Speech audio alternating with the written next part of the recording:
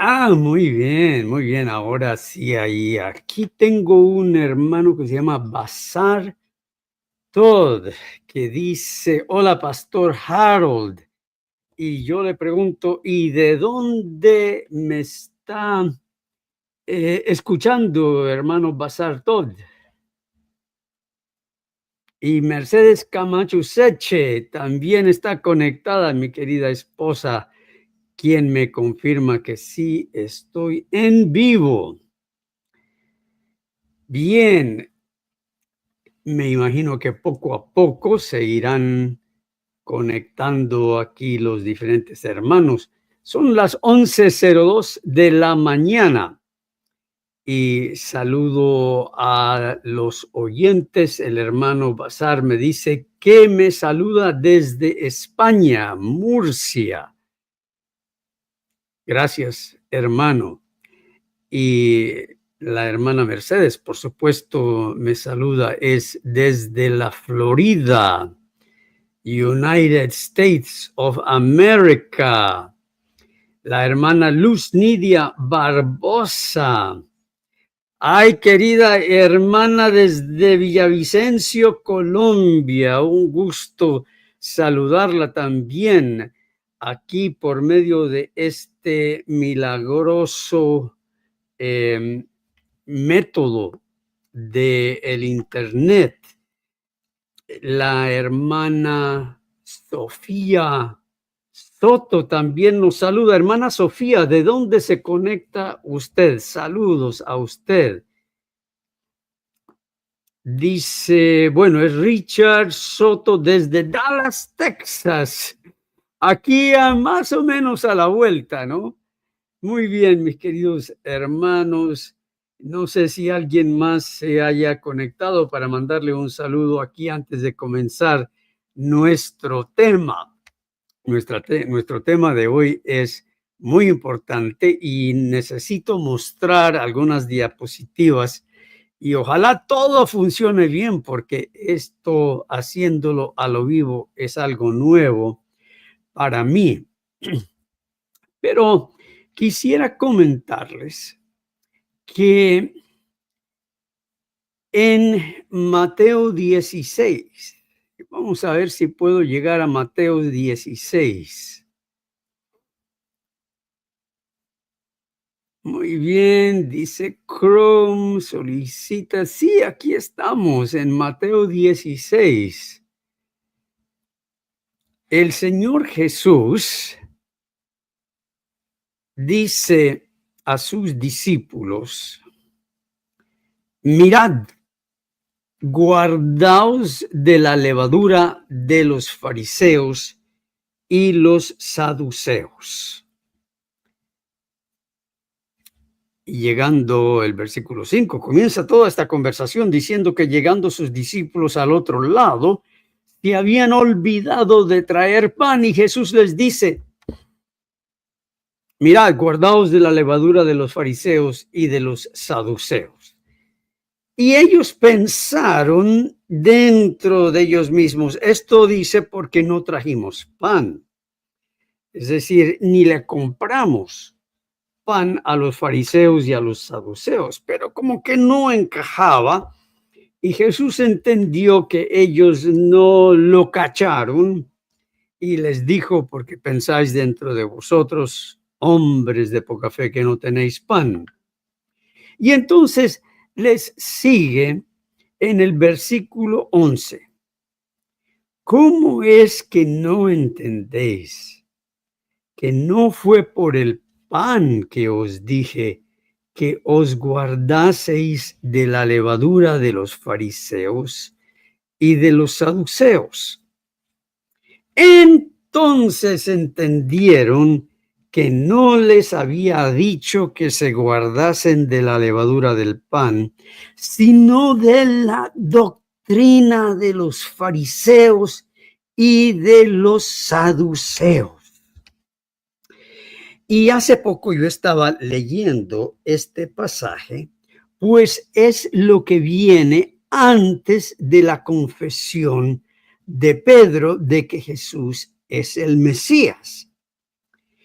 Y entonces yo me pregunté por qué este pasaje viene antes de la confesión de Pedro.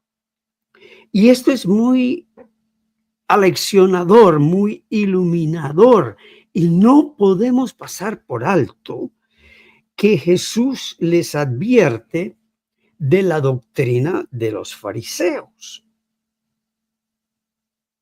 Porque Jesús, llegando a la región de Cesareo de Filipo, le pregunta a sus discípulos: ¿quién dicen los hombres que es el Hijo del Hombre? Refiriéndose a él mismo. Ellos dijeron, unos, Juan el Bautista, otros, Elías, y otros, Jeremías, o alguno de los profetas.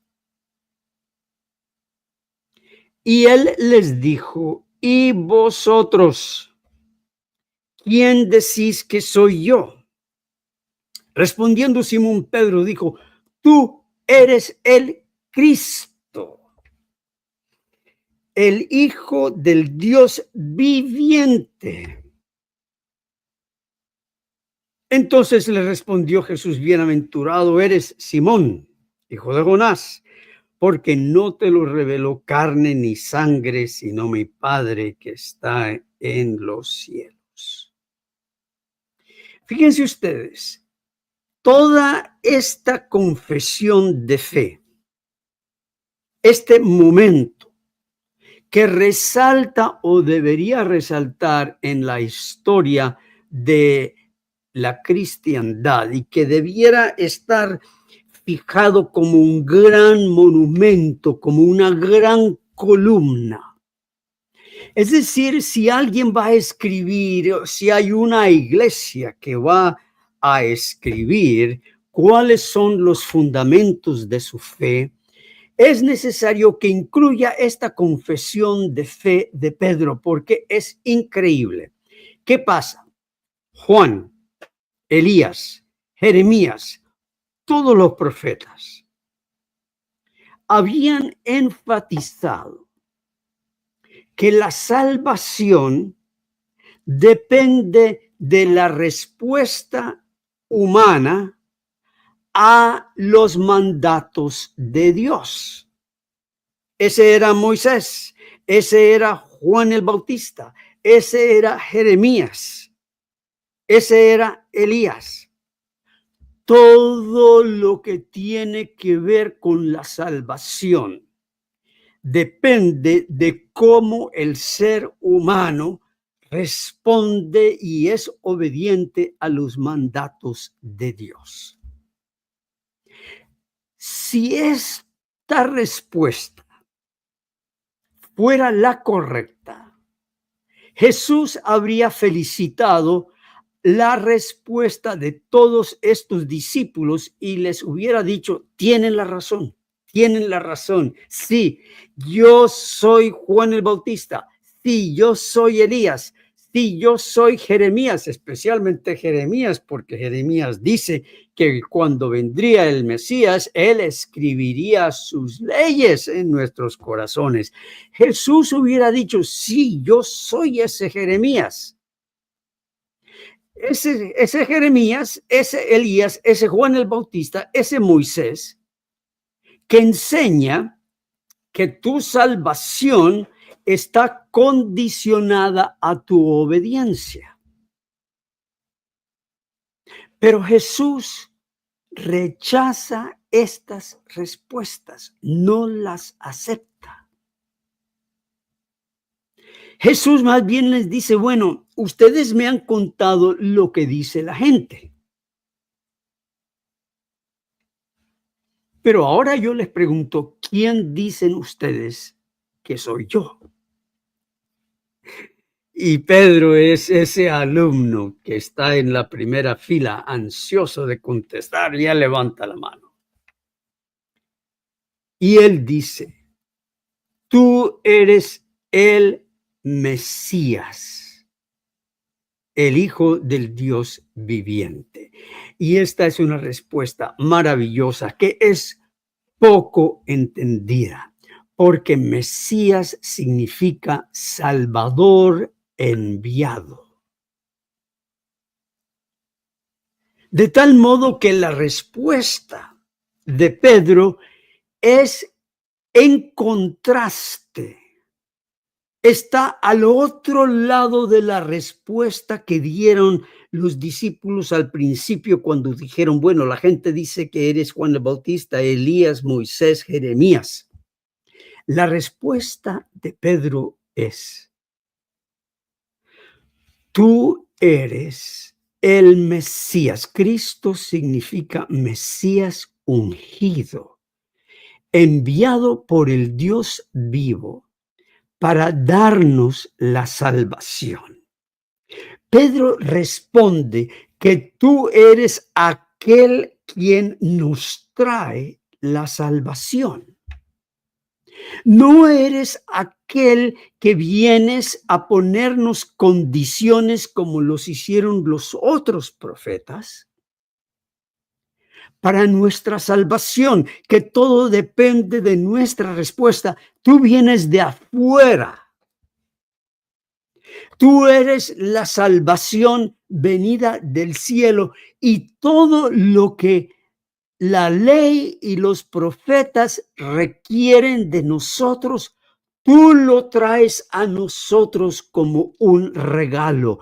Esa era la gran promesa de la venida del Mesías, que todo lo que Israel necesitaba para ser salvo venía de afuera y venía por dádiva de la absoluta e infinita gracia de Dios.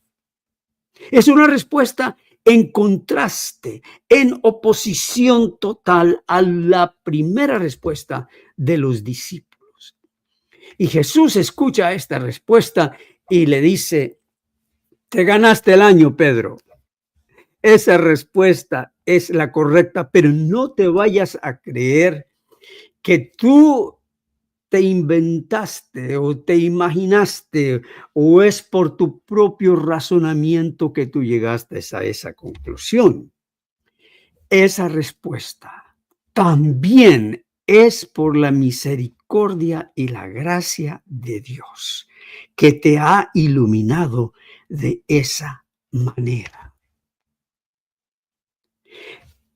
Y entonces, previa a esta conversación, a esta gloriosa declaración de Pedro, la cual Jesús llama, esa declaración es la roca sobre la cual yo edificaré mi iglesia. En otras palabras, Cristo les decía y le dijo a Pedro en ese momento, yo no voy a construir mi iglesia sobre Juan el Bautista. Yo no voy a construir mi iglesia sobre la fe y los dones de Elías. Yo no voy a construir mi iglesia sobre las promesas de Jeremías. Yo no voy a construir mi iglesia sobre los lamentos de Jeremías sobre la condición del mundo y que el mundo está en desobediencia a la ley de Dios. Yo no voy a construir mi iglesia ni siquiera sobre los otros profetas de los cuales Moisés era el que sobresalía. Yo voy a construir mi iglesia sobre esa declaración que tú has dado, Pedro, que yo soy el Mesías, que traigo la salvación hacia ustedes. Y entonces, seguidamente, Jesús comienza a anunciarles de su muerte. Dice aquí la perícopa o la narración siguiente que Jesús comenzó a declarar a sus discípulos que le era necesario ir a Jerusalén y padecer mucho de los ancianos, de los principales sacerdotes y de los escribas y ser muerto y resucitar al tercer día. En otras palabras, Jesús les está diciendo, yo voy a tomar el lugar del pecador condenado por su desobediencia a la ley. De todo pecador, de todo ser viviente que haya respirado oxígeno sobre la faz de la tierra, yo voy a tomar el lugar de ese pecador condenado y voy a morir. Y voy a morir condenado por la ley. Así como la ley condena continuamente, y lo vamos a ver en breve, cómo la ley condena continuamente, yo voy a morir condenado por la ley. Entonces Pedro, el mismo que había declarado que la salvación viene de afuera, lo toma aparte y comienza a decirle, Señor, ten compasión de ti. En ninguna manera esto te acontezca.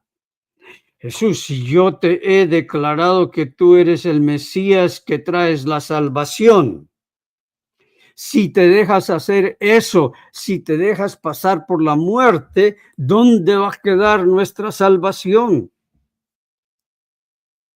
Señor, ¿qué te pasa que tú no entiendes tu propia misión? ¿Cómo es posible? Tú eres el Hijo del Dios viviente y aquí estás diciendo que te vas a dejar pasar a la muerte. Y Jesús le dice, apártate de mí, Satanás. Me eres tropiezo, porque no pones la mira en las cosas de Dios, sino en las de los hombres. En otras palabras, aquí Cristo le está diciendo, esto que tú me estás diciendo no te lo ha dado el Padre. Esto que tú me estás diciendo que no vaya a la muerte, eso viene es de ti mismo. Ahora, volvamos al principio de todo este pasaje, cuando Jesús le dice aquí a los discípulos que se guarden, les dicen, mirad, guardaos de la levadura de los fariseos y de los saduceos. Esta manera de hablar, claro, es la manera de la traducción de los traductores que quieren darle un son muy bonito a todo esto. Pero si esto hubiera sucedido allá en Barranquilla, Colombia o en Cartagena, Jesús lo hubiera dicho, o al menos los traductores, si hubieran entendido todo eso, lo hubieran colocado de otra manera. Jesús les dijo, ojo, cuidadito de la levadura de los fariseos y de los saduceos. Ojo, creo que mis compatriotas venezolanos, bueno, somos primos, hermanos, dirían aguas, aguas, o dirían moscas. Creo que dirían moscas, ¿no? Son los mexicanos que dicen aguas, aguas. Los venezolanos dicen moscas. Ojo, cuídense de la levadura de los fariseos y de los saduceos. Ahora, en mi punto de referencia, que como yo les he dicho anteriormente, mi punto de referencia es el adventismo del séptimo día, porque yo nací en cuna adventista. Mi papá fue pastor, presidente de misión cuando allá en el Atlántico era todavía una misión, según entiendo. La iglesia adventista ha crecido por allí. Bueno, esto quiere decir, a mí están saliendo unos avisos allí, ¿no? Ellos, el adventismo, ese es mi punto de referencia, es el adventismo. y me crié en el adventismo. Yo fui a todos los colegios adventistas, desde la primaria hasta la universidad, hasta el grado de másters allá en la Universidad de Andrews. Todo eso lo estudié yo en el adventismo, en colegios adventistas.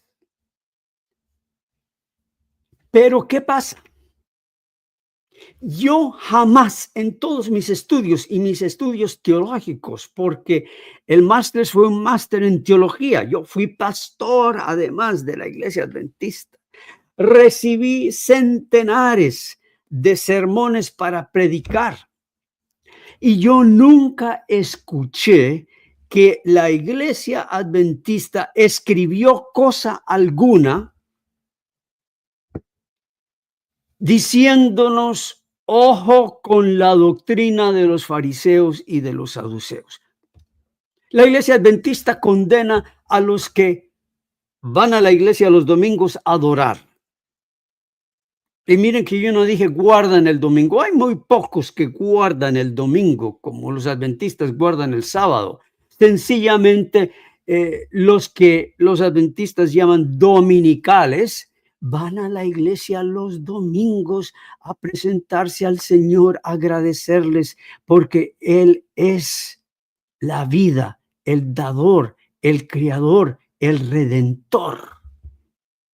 Pero el adventismo condena a los que van a la iglesia los domingos, como si el domingo tuviera algo venenoso. Pero los condenan. Inclusive dice que los dominicales los van a perseguir y matar y todo eso. Yo jamás he escuchado, y yo voy a una iglesia los domingos, yo jamás he escuchado en la iglesia luterana donde voy, advirtiéndonos que, bueno, hay unos adventistas del séptimo día por allí que hay que prepararnos para perseguir y acabar con ellos. Porque se ha dado una ley dominical y nosotros vamos a estar seguros que todos guarden la... Jamás ninguna iglesia que va a la iglesia los domingos piensa esto de los adventistas del séptimo día.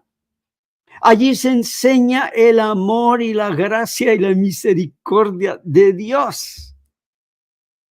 Pero no, los adventistas viven como si fueran traumados del domingo. Ellos pueden ir a la iglesia a dar gracias, a adorar lunes, martes, miércoles, jueves, viernes, especialmente el sábado. Pero el domingo, ¡ay! Que Dios no los vea cruzando el umbral de una iglesia para arrodillarse y dar gracias a Dios o cantar un himno de alabanza y de gratitud a Dios, porque eso los condenará y condenan ellos a todos los demás. Así que el adventismo condena la adoración en domingo, como si eso les fuera a envenenar el alma. Y también condena muchas otras cosas, condena comer carne, condena tomar vino, condena el café, condena muchas cosas, pero jamás yo he escuchado en un sermón adventista que condenan la doctrina de los fariseos y de los saduceos. Jamás. Y yo me pregunté, ¿y por qué? ¿Qué hay en la doctrina de los fariseos? Porque Jesús nunca, en ningún momento les dijo: ojo, en el futuro van a venir aquellos que van a adorar y a buscar el Señor en domingo, cuidadito con ellos. Y así sucesivamente podemos decir: ojo, porque vendrán a aquellos que les van a enseñar que tomar café está bien, o algunas de estas cosas. Ojo, cuídense con esas doctrinas. En ningún momento el Señor dice tal cosa. Ojo, sino ojo con la doctrina de los fariseos y de los saduceos. Bueno, mis queridos hermanos, siendo así, entonces, yo quisiera ver con ustedes cuál es esta doctrina de los fariseos y de los saduceos. Y claro, yo no estoy seguro cómo voy a poder encontrar em, lo que yo he hecho acá en PowerPoint. em, y téngame un poco de paciencia mientras encuentro aquí si es que lo puedo encontrar. Dice que está subiendo estas vistas. Así que, hermanos, miren, mientras sube eso, voy a saludar a otros que hay acá. Hoy, ¿cómo se han conectado tantas personas? Carlos Grados Ocaña desde Chimbote, Perú. Conozco a Chimbote, una ciudad muy bonita allí junto al mar en el Perú. He pasado por allí varias veces hace años. El hermano Fernando Charri, Benedicto Raimundo Ortega. No soy cristiano, pero ¿por qué siempre habla de los adventistas? Bueno, mi querido hermano, por esta misma razón que yo le presenté, porque es mi punto de referencia. Pero lo que yo digo aquí no solo se refiere de los adventistas, sino de muchas otras sectas que se dicen ser cristianas. Y agradezco mucho su pregunta, hermano Benedicto. Tal vez usted pueda entender si se queda con nosotros hasta el final. Está Mario Loaiza desde Brasil, colombiano. Está el hermano Más de Cristo desde Perú. Castellón, España, un gran abrazo. Enrique Flandes, Patagonia, Argentina, qué lejos. Alex María, ay, mi cuñada desde Barranquilla. Pedro Amaris, ¿qué significa Primera de Corintios 2:8? Bueno, por ahorita estamos lidiando con este otro tema. Yesí Rodríguez, un saludo también para usted. Glenis, Ana María Lagunas Valderrama desde España. Edgar Pacheco desde Barquisimeto, Venezuela. Einer Guiller Catrina Altamirano desde Perú, San Martín. Gracias a todos ustedes por conectarse. Bueno, aquí parece que ya me ha llegado esta agregar al escenario. Vamos a ver si aquí ya está la primera de estas diapositivas que hice. ¿Por qué el adventismo no condena la doctrina de los fariseos? Bueno, vamos a ver cuál es en sí la doctrina de los fariseos. Ellos se creían que habían sido escogidos para ser separados con toda la verdad del judaísmo, es decir, la verdad que no había sido envenenada o de alguna manera había sido mezclada con una mala interpretación del judaísmo, y que Dios los había escogido a ellos para enseñar y vivir la gran verdad del judaísmo. Y el judaísmo se basaba, era sobre toda la ley, el Pentateuco, Génesis, Éxodo, Levítico, Deuteronomio, Números, y luego todos los profetas y luego todos los salmos, todo eso. Ellos basaban su enseñanza y ellos se consideraban que habían sido santificados, apartados, purificados, y que no debían tener contacto alguno con personas que no compartían su posición. Y si la tenían, debían de cuidarse de no dejarse tocar por personas, sino entre ellos mismos se cubrían, se protegían, para de ninguna manera tener un contacto con personas que los pudiera perjudicar con una mala enseñanza. Ellos se creían que todo el conocimiento y la verdad de todo el Antiguo Testamento, de todo el Tanakh, se había vertido en ellos y ellos eran los verdaderos intérpretes de toda la Escritura. Ahora pregúntense ustedes, ¿ustedes conocen de alguna denominación o secta que cree lo mismo? Y si las hay, pónganle el nombre. Por otro lado, ellos creían que el uso del poder de su voluntad decidía su destino eterno. Esto estaba en oposición con la primera norma que identificaba a los fariseos y a los saduceos, porque ellos se creían que habían sido escogidos, pero aquí ellos decían que ellos habían escogido. Así que creían en las dos cosas, que habían sido escogidos, pero al mismo tiempo ellos escogían y que tenían un libre albedrío sano, perfecto, para poder escoger el destino eterno y escoger la verdad. Ahora, yo les pregunto a ustedes que me están escuchando y les agradezco por la nobleza de escuchar. Y bueno, tomo este momentito para decir muchas gracias por darle un like a este video y también por suscribirse a mi canal. Bueno, entonces, el uso de la voluntad. Yo les pregunto, ¿ustedes siempre han escogido correctamente lo que es bueno? ¿Ustedes pueden dar fe que siempre han escogido lo correcto?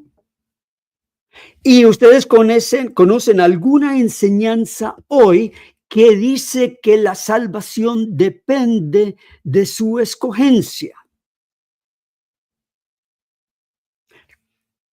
Y citan allí las palabras de Elías: escogeos hoy a quien sirváis.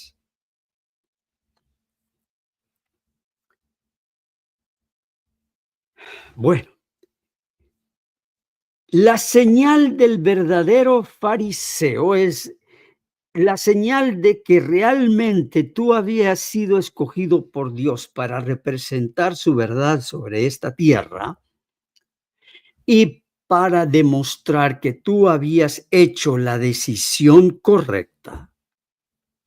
Era una estricta observancia del sábado. Desde el viernes, el día de la preparación, la puesta del sol y todo el día sábado. Ninguna de tus acciones podía estar en quebranto de las instrucciones de cómo guardar el sábado. Y esas instrucciones siempre estaban fluyendo. Algunos las interpretaban de una manera muy estricta y otros no tan estricta, pero los fariseos la manifestaban de la manera más estricta. Por ejemplo, ellos construían las casas de sus amigos y de sus parientes en cercanía, de tal modo que el día sábado ellos no tenían que caminar más de los pasos necesarios para poder visitarse y compartir la comida sabática, porque les era pecado y no los señalaba como los escogidos. Ellos eran sumamente estrictos y esa era la señal. ¿Cuál era la señal de un verdadero fariseo? Estrictamente guardaba el sábado. Y si había alguien entre ellos que no guardaba el sábado, pues, como decimos vulgarmente por ahí, les caían encima.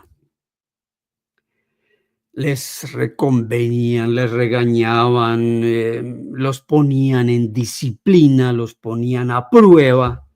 Esa era la doctrina de los fariseos. Era central entre los fariseos la observancia del sábado.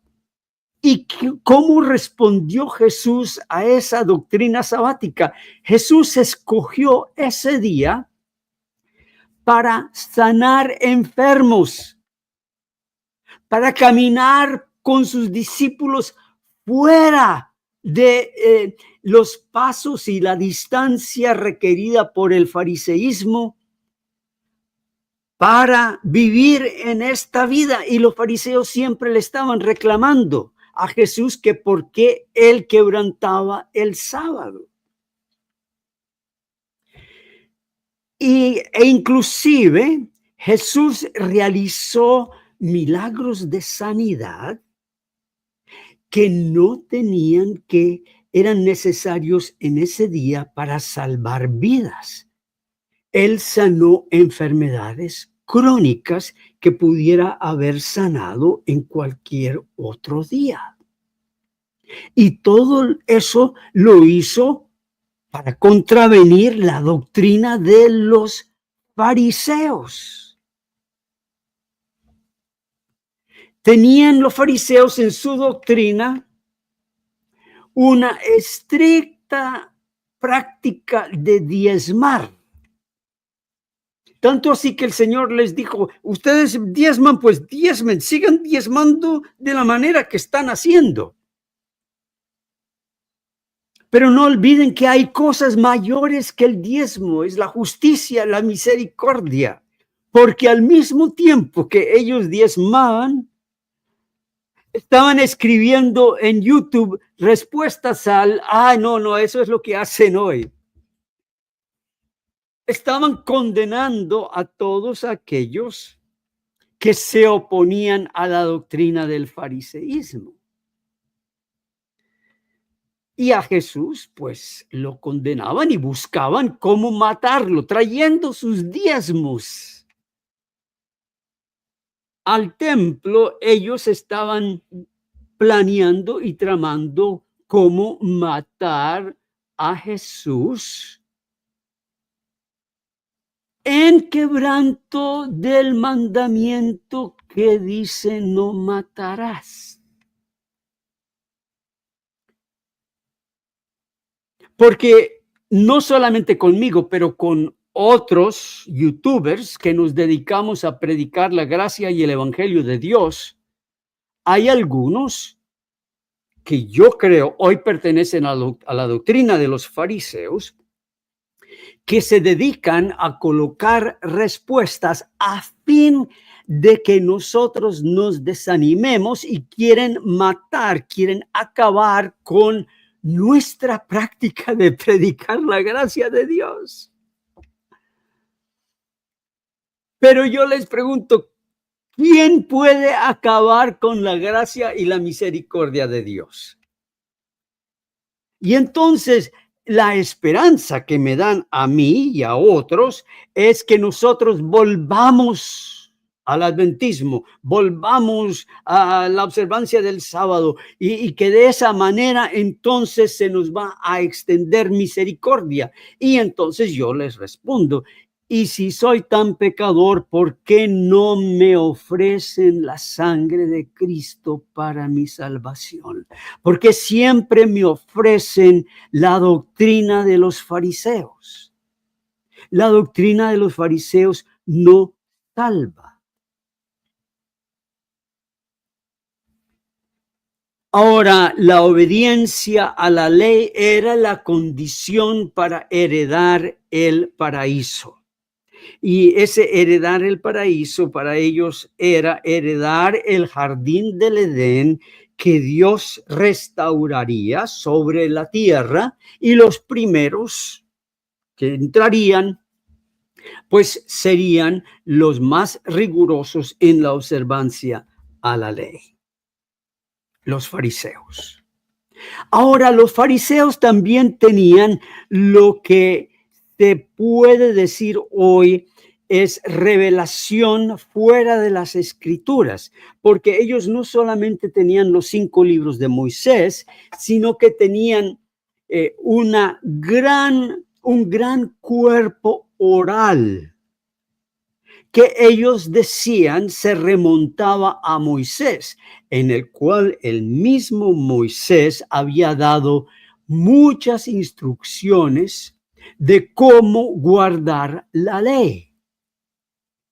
Pero no estaba escrito, no era parte de las escrituras. Finalmente, alrededor del año 300, después de Cristo, se reúnen estos presuntos dichos de Moisés en un cuerpo escrito al cual se le llamó el Mishnah o Mishnah.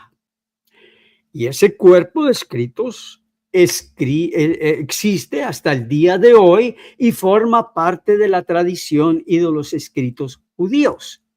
Y cuando había alguna pregunta sobre el significado de lo que dice la ley o cómo debía guardarse la ley, ¿adivinan a dónde iban ellos?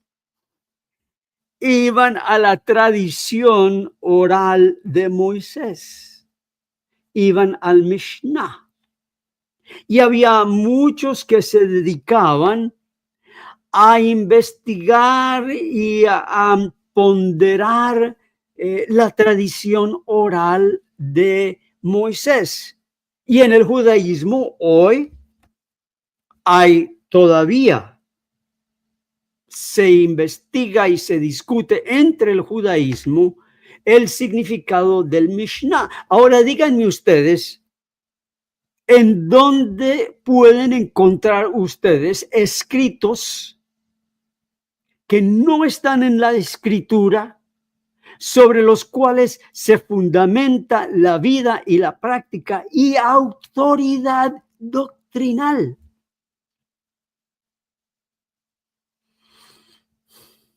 Pues yo veo esto en los escritos de Elena G. de White. Y yo sé que muchos todavía viven sus vidas y practican sus vidas. Yo estaba escuchando un video de un hermano brasilero que estaba entrevistando a una hermana que había sido adventista. Y ella contaba cómo ella perdió 2 matrimonios porque sus maridos no la toleraban, porque en todo momento ella quería ser la segunda señora de White. Ella quería obedecer cada parte de lo que había dicho la señora White y los obligaba a ellos. Muy triste. Ella estaba practicando la doctrina de los fariseos y de los saduceos. Entonces yo me pregunto, ¿por qué la iglesia adventista no denuncia la doctrina de los fariseos?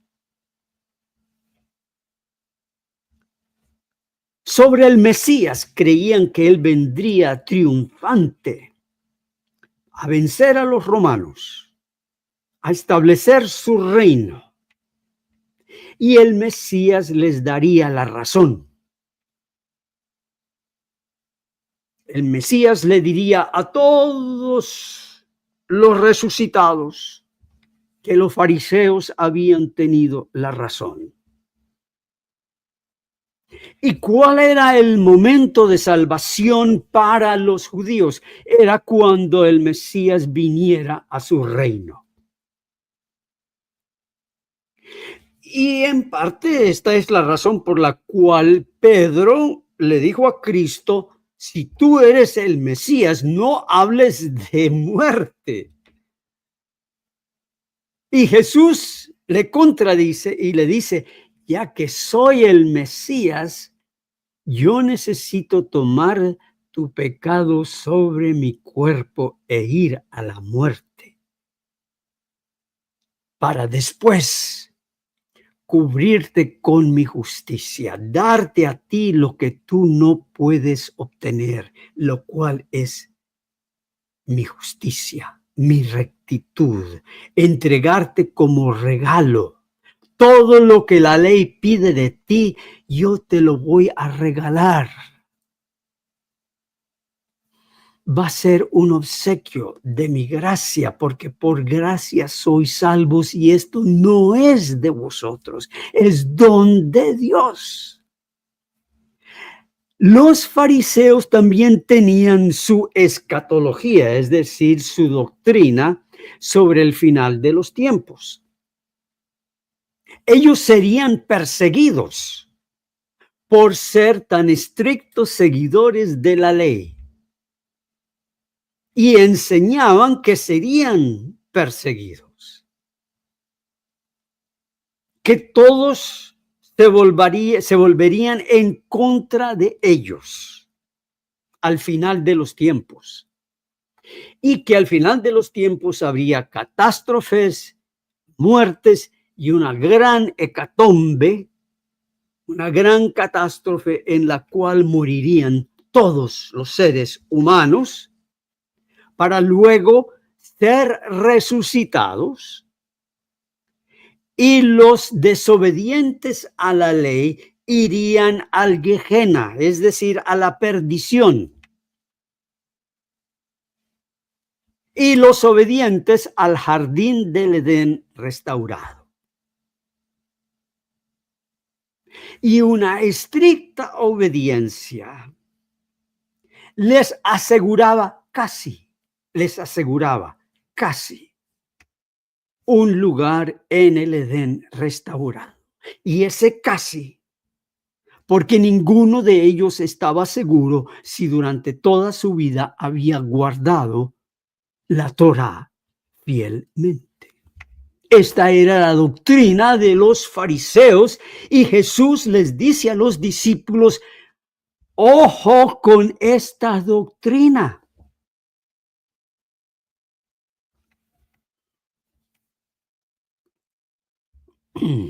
Ahora los fariseos enseñaban que ellos entonces demostraban su amor a Dios obedeciendo estrictamente la ley.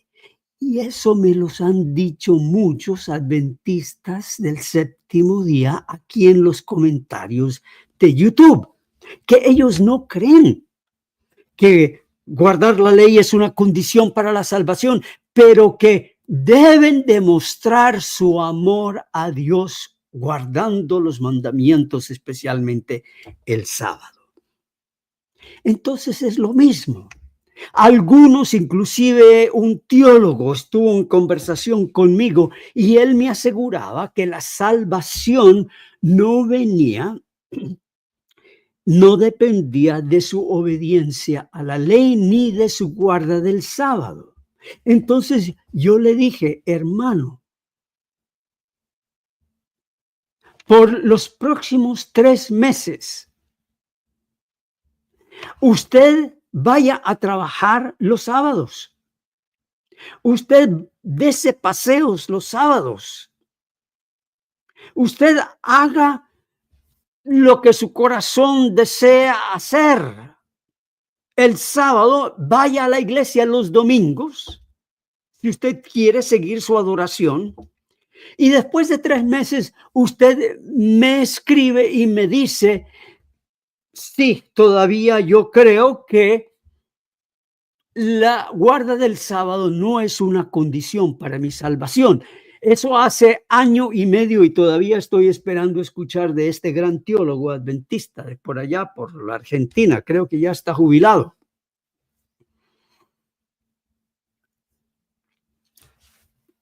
Ellos demostraban su amor a Dios siguiendo meticulosamente las reglas y tradiciones religiosas, dedicándose al estudio de las Escrituras y practicando activamente la oración, todo en un intento de vivir una vida de rectitud y pureza externas en vez de las motivaciones de sus acciones. Pero ellos, no es que nosotros guardamos la ley para ser salvos, sino porque por ser salvos nosotros tenemos esta obligación. En el momento que usted le pone obligación a cualquier cosa, la regó. Ahora, ellos también enseñaban. Esto lo enseña R.C. Sproul, que es una eminencia en cuanto a el estudio bíblico, la predicación de la gracia. Algunos van a reconocer su nombre. El pastor Sproul dice que ellos tenían un alto sistema de honor y virtud y se comprometían a obedecer a Dios. De hecho, una secta entre los fariseos creía que si podían cumplir todas las leyes que Dios dio en el Antiguo Testamento durante tan solo 24 horas, eso impulsaría a Dios a enviar al Mesías a Israel. Esto enseguida, cuando yo leí esto del pastor Sproul, enseguida pensé de esa cita tan bien conocida, al menos en mi tiempo era bien conocida, de Elena White, cuando ella dice, cuando el carácter de Dios sea perfectamente reproducido, el carácter de Cristo sea perfectamente reproducido en su pueblo, entonces vendrá Él a reclamarlos como suyos. Esa es doctrina de los fariseos. Me duele decir estas cosas, porque yo recuerdo cuando yo era adventista y escuchaba cosas así, aunque en aquel tiempo no había YouTube ni había de esas cosas, pero sí había libros y había otros pastores evangélicos que los escuchaba en la radio o predicar estas cosas. A mí me dolía porque yo tenía un gran celo por el adventismo. Pero es la verdad. Yo estaba practicando la doctrina de los fariseos. Y el Señor dice, ojo, cuidado, porque es levadura. Fíjense ustedes lo que dice Elena de White. Santificado del sábado. Para aquellos que dicen que no es condición para ser salvo en el adventismo, guardar el sábado. Santificado y bendecido por Dios, el día de reposo fue diseñado para ser el gran memorial de la creación y una bendición para la humanidad. Voy a ver aquí por dónde estoy. Aquí estamos. Pero los hombres lo están pisoteando. Es la prueba de hoy, como Cristo fue la prueba cuando estuvo en nuestro mundo en forma humana. En otras palabras, la prueba de hoy no es Cristo. Dios cambió.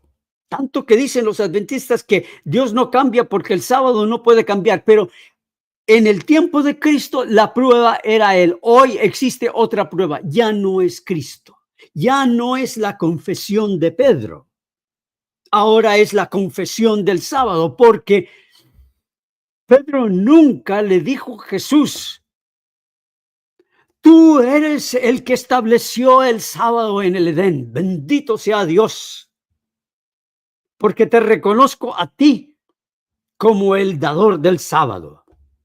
Esa no fue la confesión de Pedro. Pero aquí Elena de White dice que es la prueba de hoy, como Cristo fue la prueba cuando estuvo en nuestro mundo en forma humana. Fíjense ustedes, mis queridos hermanos, eso no lo digo yo, eso lo dijo, no sé si aparece ahí en la pantalla, porque yo creo que la pantalla esconde allí de alguna manera, recorta. Esto es de la revista Review and Herald, el 20 de diciembre de 1898. Y esto fue después de 1888, cuando dicen los adventistas que no, Elena de White cambió totalmente después de 1888, cuando se descubrió la justificación por la fe. Pero aquí dice White, la promotora y la autoridad sobre la doctrina. Aquí estableciendo, Elena de White está estableciendo la doctrina de los fariseos y de los saduceos. Ya Cristo no es la prueba. Por eso uno le puede hablar a un adventista de todo lo que Cristo hizo en la cruz, en su muerte, en su resurrección, y comienza a bostezar. Pero comience a hablarle a un adventista de cómo ellos serán perseguidos por los dominicales al fin del mundo. Uy, enseguida se les abren los ojos y comienzan a decirle todas las cosas y toda la manera como se están preparando, ya, aunque a muchos ya no les importa. Siempre permanecerá inconmovible, es decir, el sábado, como una roca de ofensa para el mundo cristiano, como lo fue Cristo para la nación judía. Así como el rechazo de Cristo decidió el destino eterno de los judíos, así también el rechazo del santo memorial de Dios decidirá el destino de muchos profesos cristianos. En otras palabras, el rechazo de Cristo no es lo que decide tu destino eterno, es el rechazo del sábado. Fíjense ustedes qué afrenta a Cristo, el Mesías enviado para darnos la salvación. Estas palabras son increíbles. Yo las leía hace poco, otra vez, porque las leí por allá cuando era adventista. Y no recuerdo si yo cité estas palabras, este párrafo en un sermón, de lo cual el Señor me perdone. Los estatutos del Señor deben ser reverenciados y obedecidos. Dios es la autoridad suprema y cuando su ley es dejada a un lado sin importancia, el transgresor ciertamente debe soportar los resultados de su propio pecado, aunque Dios lo tolere por mucho tiempo. Y esta manera de hablar es la misma razón por la cual los adventistas no me ofrecen la sangre de Cristo para el perdón de mis pecados. Ellos me ofrecen el sábado. Por esta misma manera de hablar. Ellos me dicen, es decir, como si me dijeran, pastor, no hable tanto de Cristo hoy. Se ponen a hablar como Pedro. No hables de tu muerte. Lo que importa hoy es la obediencia al sábado. Es la doctrina de los fariseos. Miren ustedes esta otra también me dejó a mí boquiabierto. Díganme ustedes si esto no condiciona la salvación a la observancia del sábado. Entonces me fue mostrado un grupo que aullaba de agonía. En sus vestiduras estaba escrito en grandes caracteres, pesado en la balanza y hallado falto. Le pregunté quién era esta agrupación. El ángel dijo, estos son los que en otro tiempo guardaban el día de reposo y lo han abandonado. Ustedes se pueden imaginar a un Dios misericordioso que haga aullar a alguien con agonía. Eso es lo que describe Elena White aquí. ¿Por qué? ¿Por rechazar a Cristo? No. Porque habían dejado de guardar el sábado. Los oí gritar a gran voz, hemos creído en tu venida y hemos enseñado con energía. Y mientras hablaban, sus ojos se posaban en sus vestiduras y veían la escritura y luego gemían en voz alta. Hermanos, si uno cree en esto, uno está manipulado. Si uno cree en esto es porque le han lavado el coco y uno no ha puesto su confianza en Cristo, porque es solo la confianza en Cristo como el Mesías enviado para tomar mi muerte y regalarme su justicia y darme la segura promesa de la resurrección en base a su resurrección. Solamente el poder de Cristo puede derrumbar esta mentira y esta manipulación, esta intimidación espiritual del corazón humano. Vi que habían bebido de las aguas profundas y habían ensuciado el residuo con sus pies. Habían pisoteado el sábado y por eso fueron pesados en la balanza y hallados altos. Díganme si esto no es la doctrina de los fariseos. Y por esa razón, la iglesia, la doctrina adventista, no denuncia la doctrina de los fariseos y de los saduceos. Esto es de un libro que se llama Christian Experience and Teachings of Ellen G. White, página 101.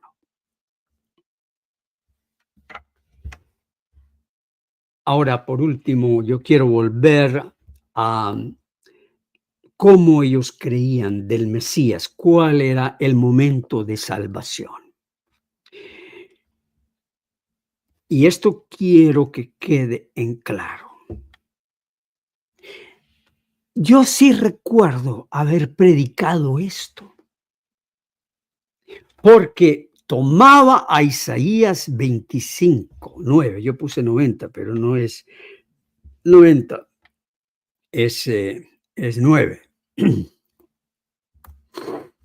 Y se dirá en aquel día, he aquí, este es nuestro Dios. A ver, me pongo aquí aquí están. Ay, qué pena. No creo que ustedes vieron estas citas que no las estaba mostrando.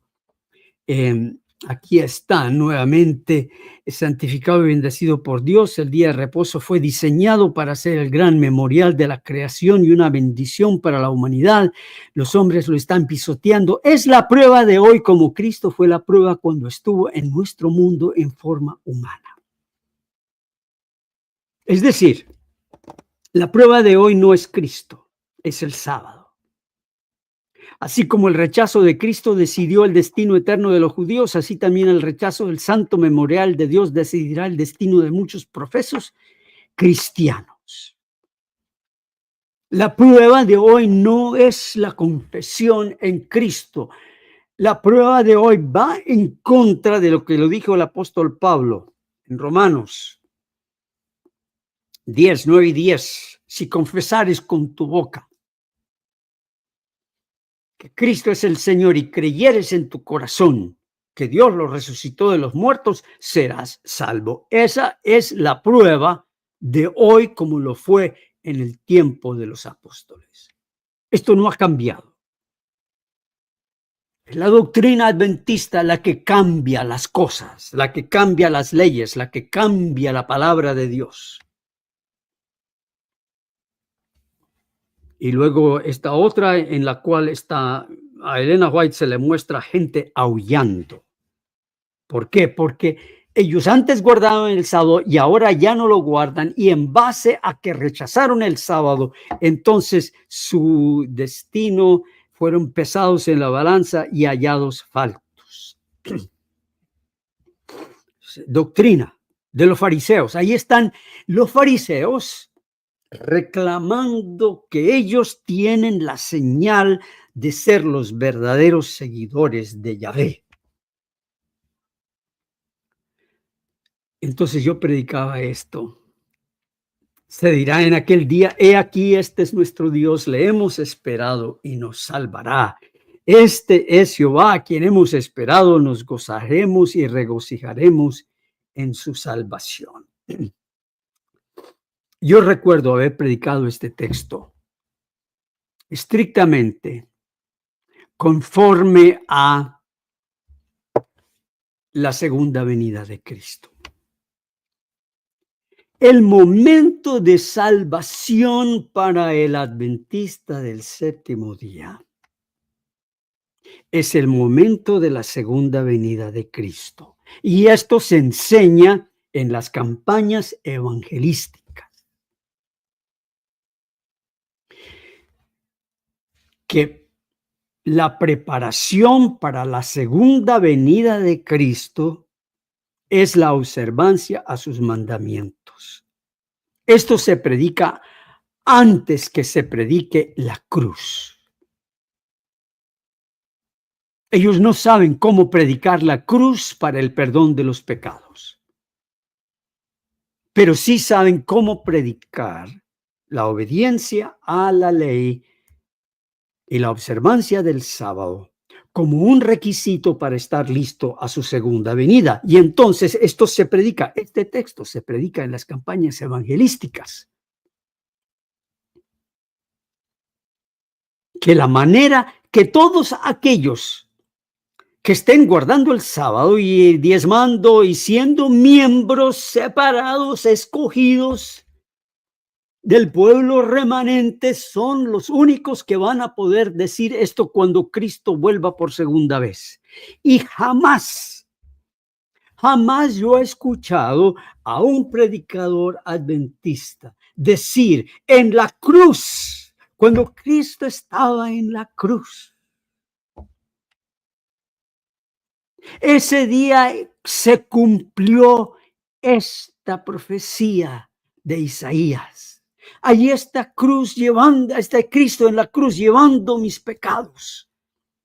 Y nosotros decimos: he aquí, este es nuestro Dios. Emmanuel, Dios con nosotros. Le hemos esperado y nos salvará. Ahí está en la cruz, llevando nuestros pecados. Habíamos esperado este Mesías y allí Él está llevando nuestros pecados. Nos gozaremos y regocijaremos en su salvación.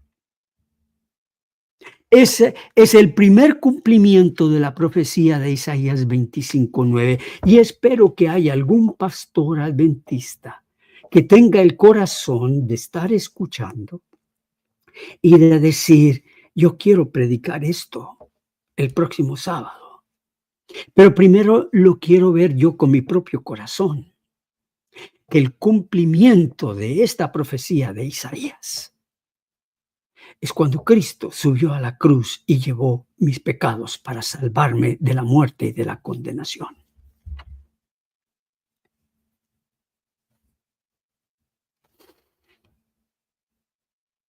De tal modo que el apóstol Pablo dice que la palabra de la cruz es necedad para los que se pierden, pero para nosotros los salvos es poder de Dios.